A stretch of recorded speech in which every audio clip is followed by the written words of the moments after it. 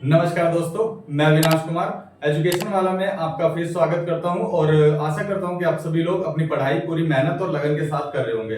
दोस्तों, मैं फिर हाजिर हूं अपनी वीडियो को लेकर।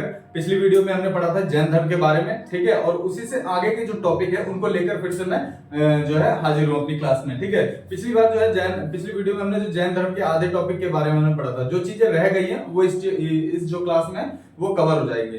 देखिए, बेसिक चीजें थोड़ी सी एक बार और मैं रिपीट कर देता हूं, ठीक है ना। जैन धर्म क्या चीज होता है? देखिए, जैसे एक है इंडिया में जो है ना, टोटल 5 या 6 धर्म है, ठीक है। हिंदू है, मुस्लिम है, सिख है, ईसाई है और एक जैन है और एक बौद्ध है। तो उसी ये टोटल 6 धर्म है।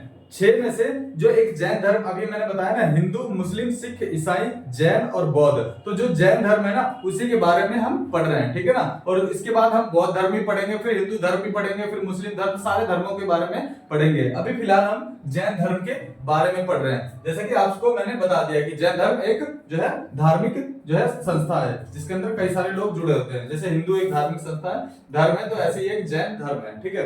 अब चलिए स्टार्ट करते हैं अपनी क्लास को। देखिए दोस्तों, पिछली क्लास में हमने पढ़ा था उसका जो है जैन धर्म के बारे में, जो स्थूलभद्र और भद्रबाहु जो थे, वो क्या हुआ था कि जो मगध का साम्राज्य था, मगध था, वहां पे क्या भीषण अकाल पड़ गया था। तो जो है दोनों वहां से भद्रबाहु जो है निकल गए थे, फिर आए, तो फिर उसके बाद जो है दोनों में आपस में मतभेद हो गया। उसके बाद जो है जैन जो धर्म है ना, ये 2 पार्ट में डिवाइड हो गया, 2 भागों में डिवाइड हो गया। एक कहलाए श्वेतांबर, सफेद कपड़े पहनते थे, और एक कहलाए दिगंबर, यानी बिना कपड़े के रहने वाले, कोई कपड़े नहीं पहनते थे, ठीक है, नंगे रहने वाले, ठीक है। तो 2 संप्रदायों में बट गया, ठीक है। उसके बाद देखिए, चलिए इसमें स्टार्ट कर लेते हैं। देखिए इसमें लिखा है संगीति। देखिए दोस्तों, संगीति का मतलब होता है, मतलब कई सारे जो है ना संस्था अनुष्ठान करना, या बड़े लेवल पर जो है इसका संगीति का अनुष्ठान करना, या फिर जो है सभा करना, ठीक है।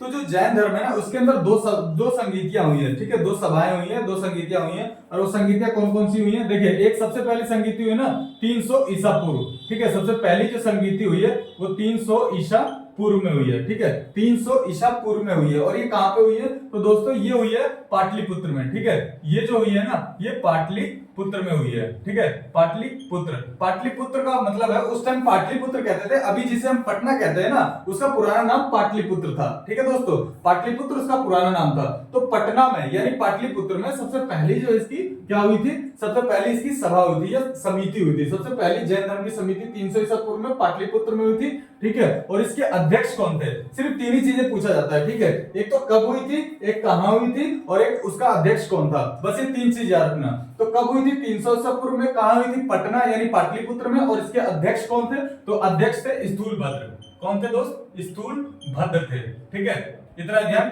रख लेना। ये पहली संगीति थी। उसके बाद दूसरी कौन सी? देखिए टोटल सिर्फ 2 ही संगीति हुई है, ठीक है ना। पहली तो मैंने बता दिया है, पहली तो ये संगीति हुई है। और दूसरी जो संगीति हुई है वो कब हुई है? ये हुई थी ईसा पूर्व में, 300 ईसा पूर्व में। और दूसरी संगीति हुई थी 512 ईस्वी में। ईसा पूर्व नहीं है दोस्तों, ये ईस्वी है सिर्फ। यानी यहां से यहां तक अगर हम गैप जोड़ेंगे तो ये लगभग 800 साल बाद, लगभग 800 साल बाद जो दूसरी संगीति हुई थी। और ये कहां हुई थी? तो ये वल्लभी में हुई थी, वल्लभी, ठीक है। वल्लभी जिसे कहते हैं, उसे कहते हैं गुजरात। आज का जो गुजरात है उसे पहले वल्लभी कहते थे, ठीक है, वल्लभी हुई थी। और इसके जो है कौन थे? इसके जो अध्यक्ष कौन थे? ठीक है, इसके अध्यक्ष थे क्षमा श्रवण, ठीक है दोस्तों, क्षमा ठीक है, क्षमा श्रवण, ठीक है, इसके अध्यक्ष थे। तो दोनों जो संगीतियों की डिटेल वाइज मैंने चर्चा बता दी है, इससे बाहर कुछ नहीं आने वाला एग्जाम में, ठीक है। देखिए पहले से एक बार और मैं रिपीट कर देता हूं। पहली संगीति जो हुई थी 300 ईसा पूर्व में हुई थी। कहां पे हुई थी? पाटलिपुत्र में हुई थी। और अध्यक्ष कौन थे? स्थूलभद्र थे। दूसरी जो संगीति हुई थी 512 ईस्वी में हुई थी। कहां हुई थी? वल्लभी में हुई थी, यानी गुजरात में। और इसके अध्यक्ष कौन थे? क्षमा श्रवण थे, ठीक है, क्षमा श्रवण थे इसके अध्यक्ष थे, ठीक है दोस्तों। उसके बाद देखते हैं, ये दोनों हमने देख ली संगीतियों के बारे में, ठीक है। उसके बाद जो है नेक्स्ट है दोस्तों, देखिए त्रिरत्न। इसके जो क्या कहते हैं जैन धर्म है ना, उसके त्रिरत्न है, मतलब उसको वो 3 आचरणों को मानते हैं, ठीक है, 3 चीजों पर। जैसे कहते हैं हर एक धर्म का है ना, हर एक धर्म का एक नियम होता है, वैसे इसके 3 नियम है। 3 नियम कह लो या 3 रत्न कह लो, तो उन्हीं नियम को ये रत्न कहते हैं, ठीक है। तो उसी तीनों नियम के आधार पर ये जैन धर्म के लोग चलते हैं, ठीक है। तो वो 3 नियम कौन कौन से? देखिए सबसे पहला जो है त्रिरत्न, ठीक है, त्रिरत्न कह लो या 3 नियम कह लो, वो कौन कौन से हैं? तो देखिए सबसे पहला जो है ना सम्यक, ठीक है, सम्यक दर्शन, ठीक है। सम्यक का क्या मतलब होता है? सम्यक का मतलब होता है सही, यानी सही दर्शन। दूसरा है सम्यक, दूसरा है सम्यक ज्ञान, ठीक है, सम्यक ज्ञान। और तीसरा है सम्यक सम्यक आचरण, ठीक है, सम्यक आचरण। यानी आचरण का मतलब होता है व्यवहार। यानी देखिए मैं एक बार फिर से बता, सम्यक का मतलब सही होता है, और देखिए दर्शन का मतलब बाकी आप लोग सही देखना, यानी सही चीजों को देखना, सही ज्ञान, यानी ज्ञान, सही ज्ञान का सही होना, ठीक है। उसके बाद है आचरण। आचरण का मतलब व्यवहार है, आपका जो व्यवहार है, आचरण है, वो सही होना। तो सम्यक ज्ञान, सम्यक दर्शन और सम्यक आचरण, ये इनके 3 नियम है। इन्हीं नियम के आधार पर ये जैन धर्म चलते हैं, ठीक है। ये 3 रत्न इनके, इन्हीं को रत्न कहते हैं, ठीक है दोस्तों। उसके बाद देखिए ये जो नियम है ना, इसको मानने के लिए ना 5 महाव्रत यानी 5 सील की चर्चा की है कि इस नियम को मानने के लिए ना आपको 5 जो है ना 5 तरीके या पद्धति या नियम या जो 5 व्रत होते हैं, महाव्रत वो कह लो, वो अपनाने पड़ते हैं। और वो 5 महाव्रत कौन से होते हैं? 5 महाव्रत या 5 कार्य कह लो या फिर 5 पद्धति कह लो, ठीक है, जो भी है। तो वो 5 क्या है, कौन से हैं? देखिए सबसे पहला जो है, ठीक है, सबसे पहला है अहिंसा, ठीक है, अहिंसा यानी किसी भी प्रकार की हिंसा नहीं करना, ठीक है, किसी भी प्रकार की हिंसा नहीं करना, ठीक है। दूसरा है सत्य, ठीक है, सत्य वचन, ठीक है, यानी सदा क्या है, सदा क्या है, सही बोलना, यानी सत्य बोलना। तीसरा क्या है? तीसरा है अस्तेय, ठीक है, तीसरा क्या है? अस्तेय। अस्तेय, अस्तेय का मतलब होता है दोस्तों चोरी न करना, ठीक है, चोरी न करना, ठीक है। चौथा क्या है? अपरिग्रह, ठीक है, चौथा क्या है? अपरिग्रह, ठीक है। अपरिग्रह का मतलब होता है संपत्ति नहीं रखना, किसी भी प्रकार की संपत्ति नहीं रखना, ठीक है। और पांचवा क्या है? ब्रह्मचर्य, ठीक है, ब्रह्मचर्य, ठीक है, यानी ब्रह्मचर्य का पालन करना, ब्रह्मचर्य का पालन करना, मोह माया से दूर रहना, ठीक है दोस्तों। ये 5 प्रकार के व्रत है। सबसे पहला है अहिंसा यानी हिंसा नहीं करना, उसके बाद है सत्य वचन यानी सत्य बोलना, उसके बाद है अस्तेय यानी चोरी नहीं करना, उसके बाद है अपरिग्रह, इसका मतलब होता है धन संपत्ति नहीं रखना, ठीक है। उसके बाद है ब्रह्मचर्य, ब्रह्मचर्य का मतलब है ब्रह्मचर्य का पालन करना और जो है कि मोह माया इन सबसे दूर रहना, ठीक है, अपने को दूर रखना, ठीक है। उसके बाद देखिए नेक्स्ट है उसका, देखिए ईश्वर। इसमें जो है जैन धर्म में क्या है दोस्तों, जैन धर्म के लोग जो है ना, वो हम लोग जैसे हिंदू धर्म के लोग हैं ना या मुस्लिम धर्म के लोग हैं, ये लोग ईश्वर को मानते हैं, भगवान को मानते हैं। लेकिन जैन धर्म एक ऐसा धर्म था, एक ऐसा धर्म है जिसमें ईश्वर की मान्यता नहीं है। जैन धर्म ईश्वर को नहीं मानते हैं, ठीक है, ईश्वर को, ठीक है, ईश्वर को नहीं मानते हैं, ठीक है, ईश्वर को ये लोग क्या करते हैं? नहीं मानते हैं, ठीक है। उसके बाद देखिए इसमें ईश्वर की मान्यता नहीं है, ठीक है। उसके बाद लेकिन इसमें क्या है? आत्मा की मान्यता है। आत्मा का कहने का मतलब है यदि आदमी जो है जीवित है जब तक, उसके बाद आदमी की मृत्यु हो जाती है और मृत्यु के बाद भी जो है ना आत्मा वो हमें देखती रहती है, या फिर मृत्यु के बाद जो आत्मा है उसको क्या हमारे द्वारा किए गए जो कर्म है उसको हमारी आत्मा को भुगतना पड़ता है। तो ये लोग आत्मा को मानते हैं, इसीलिए जो है ना जीवित रहते रहते ये लोग जो है अपने इन आचरणों को बड़े प्यार से और जो है कि अपने जीवन को बड़े ही अहिंसात्मक रूप से यानी बिना हिंसा किए, बिना किसी लड़ाई झगड़े के बिताते हैं आराम से, ताकि इनकी जो आत्मा है उसको आराम से स्वर्ग में या कहीं भी जो है मृत्यु के बाद उनको जगह मिल सके, अच्छी जगह। तो ये लोग आत्मा को मानते हैं, ठीक है। ईश्वर की तो मान्यता नहीं है, लेकिन इसमें क्या है? आत्मा की, ठीक है, मान्यता है, ठीक है, आत्मा की मान्यता है। तो ये चीज आप लोग ध्यान रखना है, ईश्वर की मान्यता नहीं है और आत्मा की मान्यता है, ठीक है दोस्तों।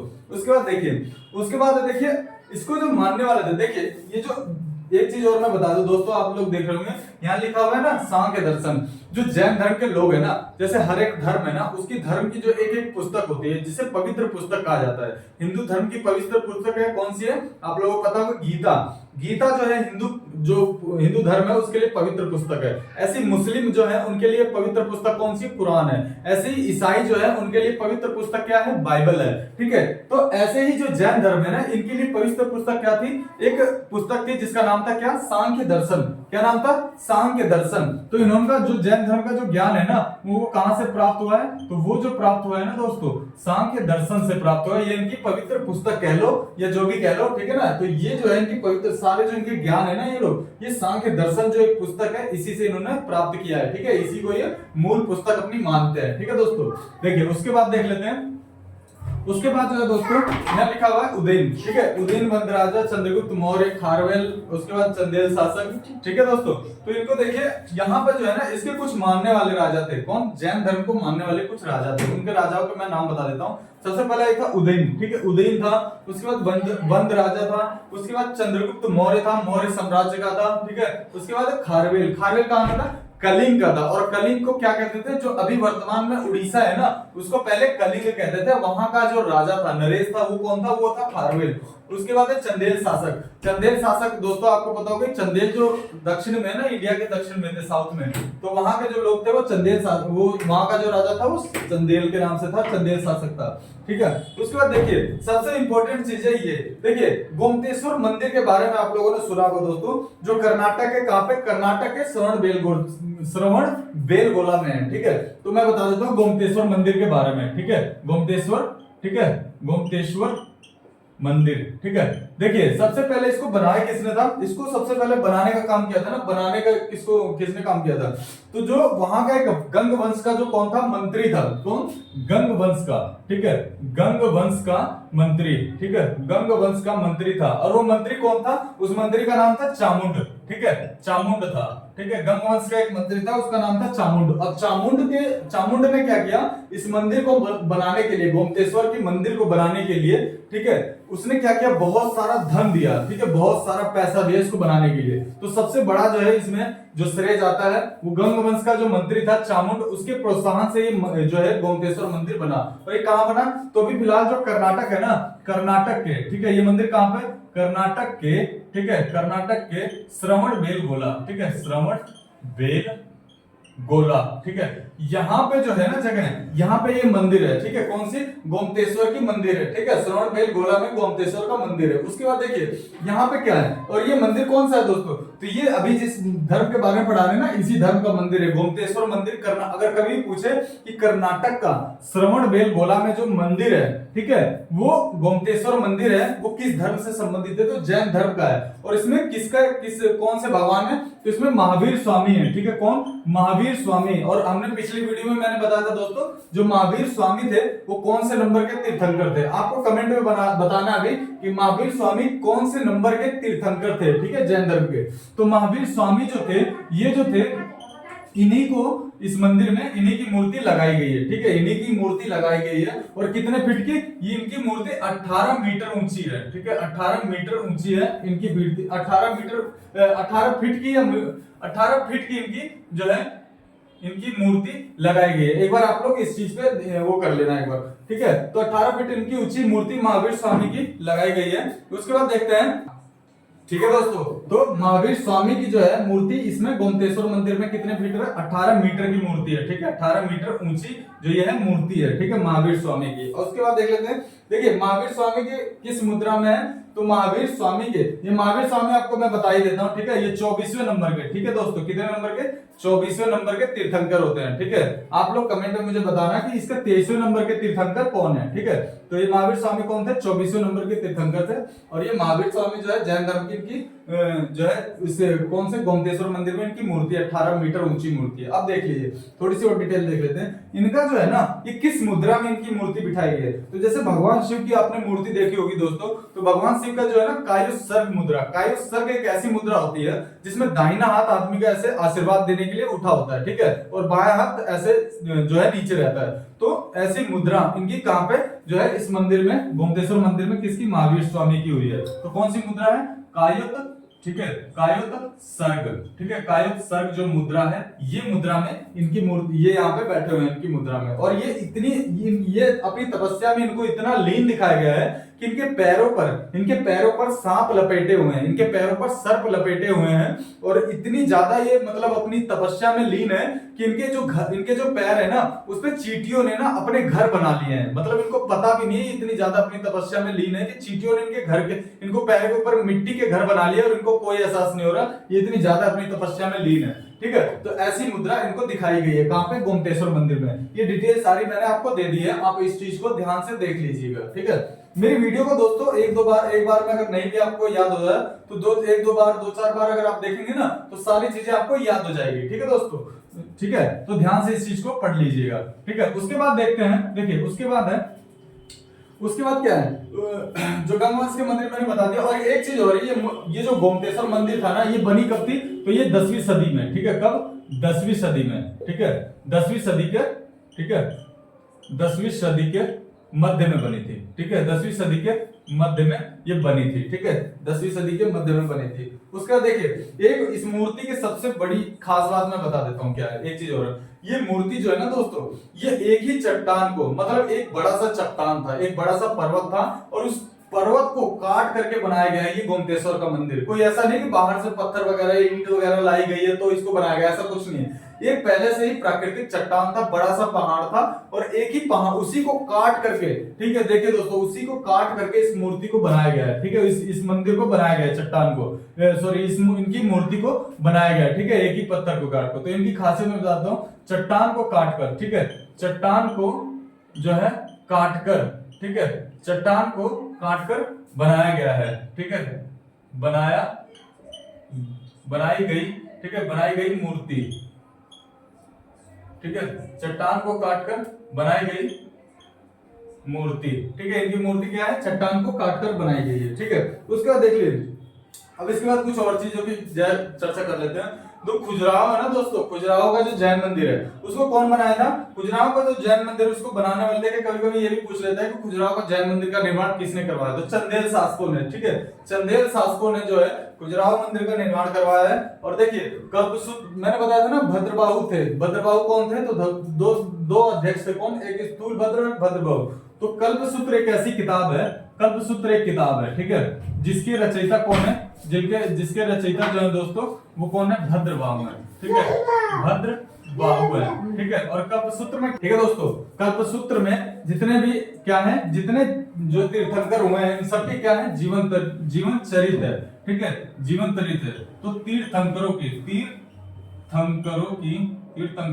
का जीवन, ठीक है, तीर्थंकरों का क्या है, जीवन चरित्र है, जीवन चरित्र इसमें वर्णित है, किसमें, कल्पसूत्र में। और कल्पसूत्र को किसने लिखा था, तो भद्रबाहु ने, ठीक है, भद्रबाहु ने कल्पसूत्र को लिखा था, ठीक है। जो कहाँ के थे, जो जैन धर्म का जो क्या कहते हैं ना, दूसरा पार्ट जो मैंने बताया था, दिगंबर जो था, दिगंबर और श्वेतांबर, तो दिगंबर जो संप्रदाय था उसके संस्थापक थे कौन, भद्रबाहु। इन्होंने कल्पसूत्र की रचना की थी, ठीक है, जिसमें क्या लिखा है, तीर्थंकरों का जीवन चरित्र लिखा गया है, ठीक है। उसके बाद देखिए, अब देख लेते हैं, देखिए दोस्तों, टोटल कुछ जो इंपोर्टेंट है ना, जो तीर्थंकर है उनके नाम मैं लिखवा देता हूं आपके, ठीक है, तीर्थंकर जो इंपोर्टेंट है, जिनके नाम डायरेक्टली पूछ लेता है उनको मैं लिखवा देता हूं। देखिए सबसे पहले जो तीर्थंकर थे वो कौन थे, सबसे पहले थे ऋषभ देव, ठीक है, कौन थे, ऋषभ देव थे, ठीक है, सबसे पहले ऋषभ देव थे। दूसरे कौन थे, दूसरे थे अजीतनाथ, ठीक है, दूसरे थे अजीतनाथ, ठीक है। तीसरे कौन थे, तीसरे थे संभव, ठीक है, तीसरे कौन थे, संभव, ठीक है। उसके बाद है सातवें कौन थे, सातवें थे संपार्श्व, ठीक है। उसके बाद है 16वें कौन थे, 16वें थे शांति, सातवें के बाद है 16वें थे शांति, ठीक है। उसके बाद देख लेते हैं 16वें थे शांति। उसके बाद है इंपॉर्टेंट दोस्तों लिखवा रहा हूं मैं, ठीक है। पहले ऋषभ देव थे, दूसरे अजितनाथ, तीसरे संभव थे, जो तीर्थंकर थे इनके जैन धर्म के, ठीक है। उसके बाद थे सातवें संपार्श्व थे, उसके बाद 16वें शांति थे। उसके बाद आठवें कौन थे, आठवें नहीं 18वें थे, ठीक है, 18वें थे अमरनाथ, ठीक है, 18वें कौन थे, अमरनाथ थे। फिर उसके बाद 21वें कौन है, नेमी थे, ठीक है, 21वें कौन है, नेमी, ठीक है, नेमी। फिर 22वें कौन है, अरिष्ट नेमी, ठीक है, अरिष्ट नेमी, ठीक है, अरिष्ट नेमी। 23वें कौन थे, 23वें थे पार्श्वनाथ, ठीक है, पार्श्वनाथ, ठीक है। और 24वें कौन थे, 24वें थे महावीर स्वामी, ठीक है, 24वें कौन थे दोस्त, महावीर स्वामी, ठीक है, महावीर जो स्वामी थे वो 24वें तीर्थंकर थे। और सबसे लास्ट के तीर्थंकर यही थे, महावीर स्वामी। अब देखिए दोस्तों, कभी कभी ना इनके प्रतीक चिन्ह भी पूछ लेता है कि इनके प्रतीक चिन्ह क्या है। तो जितने भी तीर्थंकर हुए ना, सबका एक एक प्रतीक चिन्ह है, ठीक है। तो कुछ देखिए इनके प्रतीक चिन्ह भी मैं बता देता हूँ। ऋषभ देव का प्रतीक चिन्ह क्या था, इनका था हाथी, ठीक है, इनका था हाथी, ठीक है, हाथी नहीं था इनका, मैं बता देता हूँ, इनका था सांड, ठीक है दोस्तों, इनका क्या था, सांड। फिर उसके बाद अजीतनाथ का क्या था, अजीतनाथ का था हाथी, ठीक है। उसके बाद संभव का क्या नाम था, संभव का था घोड़ा, ठीक है, संभव का था घोड़ा। उसका संपार्श्व, संपार्श्व को जो क्या कहते हैं कि जो इनका जो है प्रतीक चिन्ह था वो था, संपार्श्व का था स्वस्तिक। स्वस्तिक मतलब जानते हो दोस्तों, देखिए जो ऐसा चिन्ह बना होता है स्वस्तिक का, ऐसे करके जो चिन्ह होता है ना स्वस्तिक का, यही जो चिन्ह है ये संपार्श्व का था प्रतीक चिन्ह, ठीक है, स्वस्तिक। तो स्वस्तिक का जो चिन्ह था। उसके बाद 16वां शांति, शांति का जो चिन्ह है जो इनके थे, इनका था हिरण, ठीक है, शांति का जो था हिरण, ठीक है। उसके बाद है 18वें थे अमरनाथ। अमरनाथ का क्या था, अमरनाथ का था मीन था, मीन मतलब मछली, ठीक है। उसके बाद है 21वें नंबर पे थे नेमी। नेमी का क्या था, नेमी का था नील कमल, ठीक है, नील कमल यानी ऐसा कमल जो नीला है, ठीक है। 22वें के थे 22वें जो है अरिष्टनेमी, इनका क्या था, इनका था शंख, ठीक है, इनका क्या था दोस्तों, शंख जो हम बजाते हैं शंख वो है। 23वें थे पार्श्वनाथ, और पार्श्वनाथ का क्या था, सर्प, सर्प यानी सांप। उसके बाद 24वां जो महावीर स्वामी है, इनका जो था प्रतीक चिन्ह सिंह था, सिंह, सिंह का मतलब है शेर, ठीक है दोस्तों। ये इंपॉर्टेंट जो भी तीर्थंकर हैं उनके नाम और उनके जो है सारे प्रतीक चिन्ह मैंने लिखा दिए हैं, डायरेक्ट इनसे कभी क्वेश्चन पूछ भी लेता है, ठीक है, आप लोग इस चीज को नोट कर लीजिए, ठीक है। उसके बाद देखिए, ठीक है दोस्तों, उसके बाद जो है देखिए लास्ट अब बचता है महावीर स्वामी की जो है कहां पे महावीर स्वामी की जो है मृत्यु हुई थी, ठीक है। देखिए महावीर स्वामी की जो मृत्यु हुई थी दोस्तों, वो मृत्यु हुई थी 72 वर्ष की आयु में, ठीक है, जब वो 72 साल के हो गए थे। और कब हुए थे, तो 72 साल की उम्र में 468 ईसा पूर्व में, कब 468 ईसा पूर्व में, ठीक है, ईसा पूर्व में हुई थी, ठीक है, जब वो 72 साल के हो चुके थे। और कहां हुई थी, तो देखिए बिहार में एक राज्य है, कहां पे, बिहार में एक राज्य था, कहां पे, पावापुरी, बिहार का जो पावापुरी है ना, ठीक है, पावापुरी वहां पे हुआ था, ठीक है, बिहार के पावापुरी में हुआ था, ठीक है दोस्तों। और पावापुरी के जो है बिहार में एक जगह है, ठीक है दोस्तों, तो वो लोग आप ध्यान रखना इस चीज को, ठीक है। उसके बाद हुआ था, देखिए 72 वर्ष की आयु थी, 468 ईसा पूर्व में इनको हुआ था, ठीक है, मृत्यु हुई थी। उसके बाद देखिए एक राजा थे, कौन, मल्ल राजा, ठीक है, इनका जो अंत्येष्टि वगैरह किया था, संस्कार वगैरह, तो वो किसने किया था, मल्लों ने किया था। कौन थे, मल्ल राजा, ठीक है, मल्ल राजा जो थे, कौन, सृष्टिपाल, सृष्टिपाल जो सृष्टिपाल थे वो कौन थे, मल्ल राजा थे। और उन्हीं के जो है राज दरबार में इनका क्या हुआ था, इनको निर्वाण की प्राप्ति हुई थी, ठीक है दोस्तों।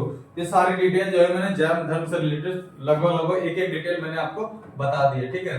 और मेरे को जहां तक उम्मीद है कि इसमें कुछ भी चीज जो है जैन धर्म से रिलेटेड कुछ भी छूटा नहीं है, जो एग्जाम के पॉइंट ऑफ व्यू से एग्जाम में क्वेश्चन जो बन सकते हैं, ठीक है। तो सारी चीजें मैंने आपको बता दी है, बस मेरी इस वीडियो को आप लोग बड़े ध्यान से देखिएगा, ठीक है। तो आप गारंटेड है दोस्तों, किसी भी आपको किताब को उठाने की जरूरत नहीं पड़ेगी, ठीक है दोस्तों। तो मेरी इस वीडियो को बड़े ध्यान से देखिए, ठीक है ना, और ज्यादा से ज्यादा लोगों में शेयर कर दीजिए, ठीक है। और अगर वीडियो अच्छी लगी हो तो दोस्तों इसको लाइक कर दीजिए, ठीक है, और डेली वीडियो पाने के लिए सब्सक्राइब कर लीजिए, ठीक है दोस्तों। नमस्कार।